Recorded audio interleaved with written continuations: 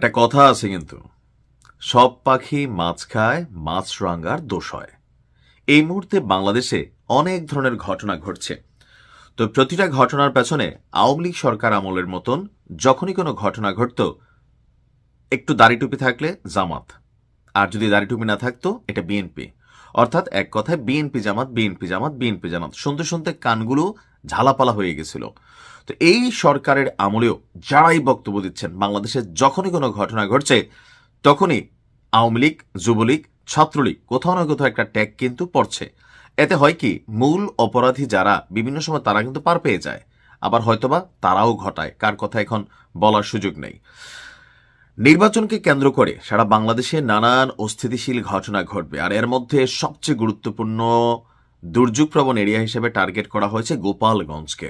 তবে গোপালগঞ্জে গতকালকে আজকে রাতে যা ঘটছে, এ থেকে স্পষ্ট বার্তা যে আগামী নির্বাচনে গোপালগঞ্জ এরিয়াকে খুবই নজরদারিতে রাখতে হবে।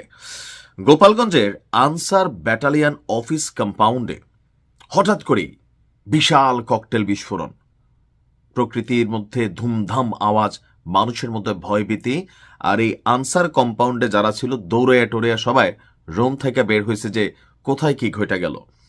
গোপালগঞ্জ শহরের বেদগ্রাম এলাকা, এখানে আনসার ব্যাটালিয়ন অফিস কম্পাউন্ড নামক একটা এরিয়া আছে। সেই কম্পাউন্ডেই ককটেল বিস্ফোরণের ঘটনা ঘটেছে। এমনকি গত 5 দিনে, মাত্র 5 দিনে এই গোপালগঞ্জ জেলার 3টি স্থানে ককটেল বিস্ফোরণের ধারাবাহিক ঘটনা ঘটে যাচ্ছে। রাত 10টার দিকে কে বা কারা বেদগ্রাম আনসার ব্যাটালিয়ন সদর দপ্তরের ভেতরে ডাইনিং বিল্ডিং এবং মডেল বিল্ডিং এর মাঝখানে যে ফাঁকা জায়গা আছে, সেই ফাঁকা জায়গায় আপনার জর্দার কৌটায় কালো ট্যাপ পেঁচানো ককটেল নিক্ষেপ করে। ককটেল বিস্ফোরণে এলাকায় বিকট শব্দ হয়। দুর্বৃত্তরা ককটেল নিক্ষেপ করে দ্রুত সময়ের মধ্যে স্থান ত্যাগ করে চলে যায়। তো ক্ষয়ক্ষতি তেমন কিছু হয়নি, আইনশৃঙ্খলা পরিস্থিতি স্বাভাবিক আছে, গোয়েন্দা নজরদারি বাড়ানো হয়েছে।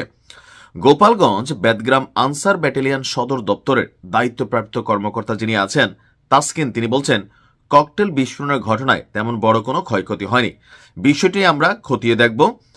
26 জানুয়ারি গোপালগঞ্জ বিশ্ববিদ্যালয়ের মেইন গেটে, 28 জানুয়ারি জেলা এবং দায়রা জজ আদালতের যিনি বিচারক আছেন তার বাসভবন কম্পাউন্ডে এই ককটেল বিস্ফোরণের ঘটনা ঘটে, আর সর্বশেষ এই আনসার কম্পাউন্ডে ঘটল।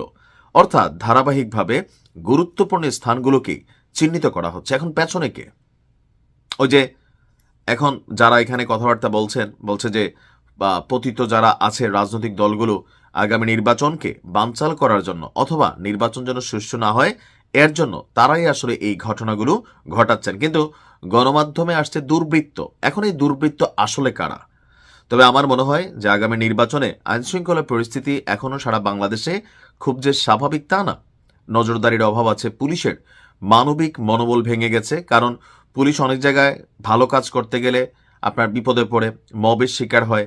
কখনো পুলিশকে আওয়ামী লীগের দোসর শেখ হাসিনার পুলিশ, আবার কখনো স্বৈরাচার পুলিশ। আসলে পুলিশ যে কোথাও গিয়ে একটা ভূমিকা রাখবে, তো সেই ক্ষেত্রে তাদেরকে নানান কিছু মাথার মধ্যে রাখতে হয়। পরিস্থিতি নিজেদের বিপরীতে গেলেই পুলিশ টুলিশ বাঙালি চিনে না, সেনাবাহিনীও কিন্তু এখন চিনে না, যার কারণে পুলিশের যে নৈতিক মনোবল সেইটা ফিরে আসা জরুরি। এখন এটা আসলে আদৌ কতটুকু ফিরে আসবে? নির্বাচন মাত্র হাতের গোনা আর 10 থেকে 12 দিন। তো গোপালগঞ্জ জেলা সরকারের বিশেষ আপনার নজরদারিতে আছে, গোয়েন্দা নজরদারি থেকে শুরু করে সবকিছু এখানে বাড়ানো হবে। সরকারের পক্ষ থেকে বলা হয়েছে যেন অপ্রীতিকর কোনো ঘটনা না ঘটে এবং নির্বাচন সুষ্ঠু হয়। তবে আমি, যারা আওয়ামী লীগ করেন, যুবলীগ করেন, ছাত্রলীগ করেন, দেখেন এই মুহূর্তে যে কোনো ধরনের অ্যাক্টিভিটিস আপনার জন্য, আপনার পরিবারের জন্য, আপনার দলের জন্য ক্ষতিকর। আর এইরকম মামলায় একবার জেলে ঢুকলে সহজে কিন্তু বের হতে পারবেন না। এমনকি যে কোনো জায়গায় মবের শিকার হয়ে মাইরেও ফেলতে পারে। সো যা করবেন, যদি এরকম কোনো খারাপ চিন্তা থাকে, বুঝে শুনে করবেন। দায়ভার শুধুমাত্র আপনার। আপনার কিছু হলে আপনার পরিবারটা শেষ। ভালো থাকুন।